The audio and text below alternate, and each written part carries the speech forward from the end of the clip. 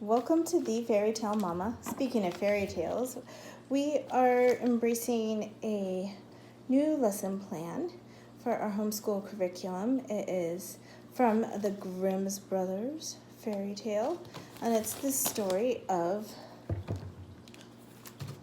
Rapunzel. So we read the story today, and in the story it talks about Rampion, how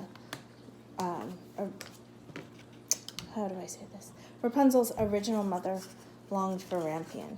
So I've decided to branch and stem off of this by creating a whole block.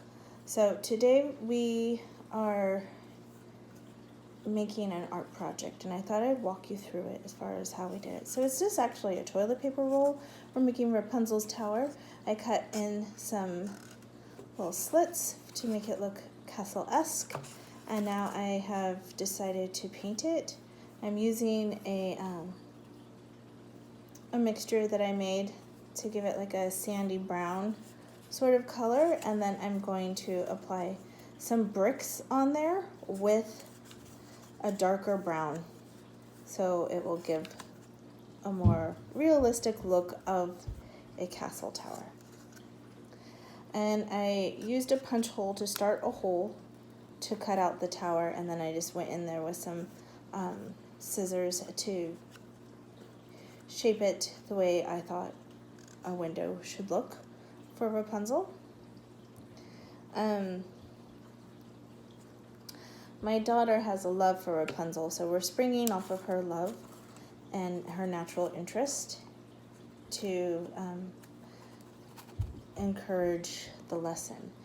Also, I was looking further into it on YouTube and finding that there was actually, you can even add a little math into there, because there's one of the Rapunzel stories actually explains the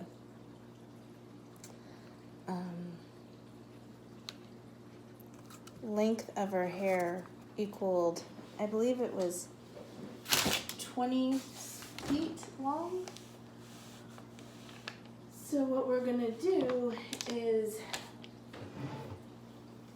just count up to 20 and get a good sense of what 20 is like, how do you get there, so forth and so on. We have our dragon tears. We'll probably count out 20 dragon tears. I may be wrong about the exact measurements of her hair. It might have been 30. But either way, so we're tying that in. From our lettuce, I also cut the ends off, and we're going to be using this as an additional art project. We're going to just do some leaf stamps. I wanted my daughter to realize that we use plants daily in many parts of our lives and in many ways. So I'm just trying to show the significance of plants in our world and in our home. Also, part of our block will continue by planting a herb garden. We live in an apartment style townhouse, so we have a wee bit of a patio that allows us a little bit of space, and we can add a little herb garden back there. So that is also on the agenda. And I learned that Rapunzel actually received her name, supposedly, right, from the plant the mother craved. The rampion is also known as Rapunzel. So there's also that. So I did find some seeds that we could order from the UK.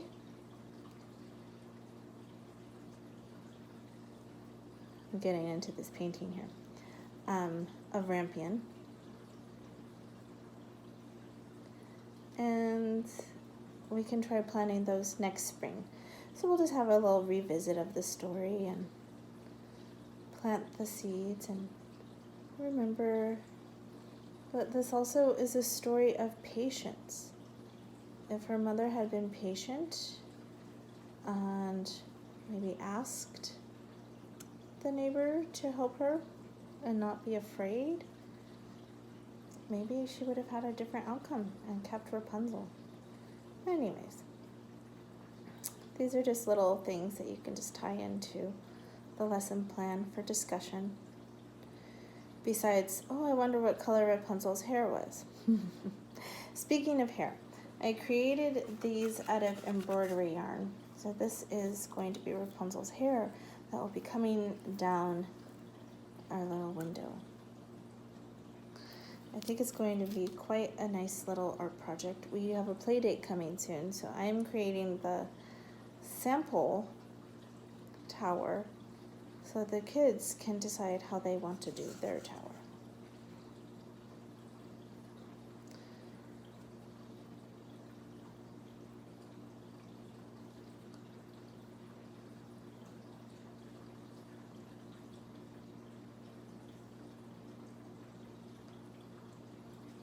So as you can see, I'm just doing like a brick pattern here, and I'm going to be letting this dry, and then I'm going to paint on some flowers and vines, because also, again, true to the story, her prince, when he found out that Rapunzel had been banished to the kingdom desert, he was so forlorn, he actually jumped from the top of the tower, and at the base of the tower was thorny bushes. So we're gonna paint something like that on the bottom. I'm really just gonna do some purple flowers because the Rapian also does bloom purple flowers. So just tying it all together, making a visual for a hands-on experience for my little one.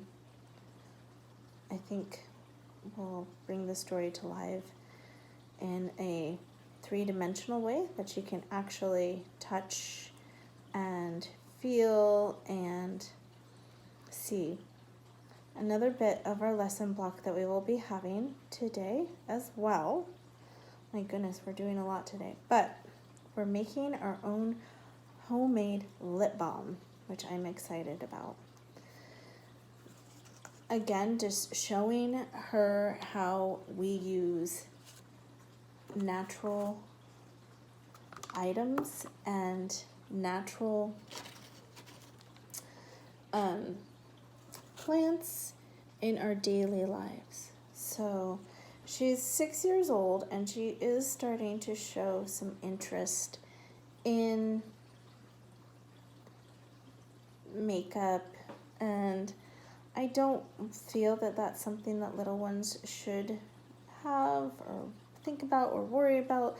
So I have decided to just start looking into ways of giving her her wish, but in a healthy, natural way, so that she can play and not have any chemicals or weird dyes on her body. And I think that's a nice meeting place for the both of us. Anyways, we'll have a check back in when we make the lip balm and show you our process for that. And we will also show you a finished tower and how that all came about and looked. And I look forward to sharing these moments with you a little bit later. Have a beautiful afternoon.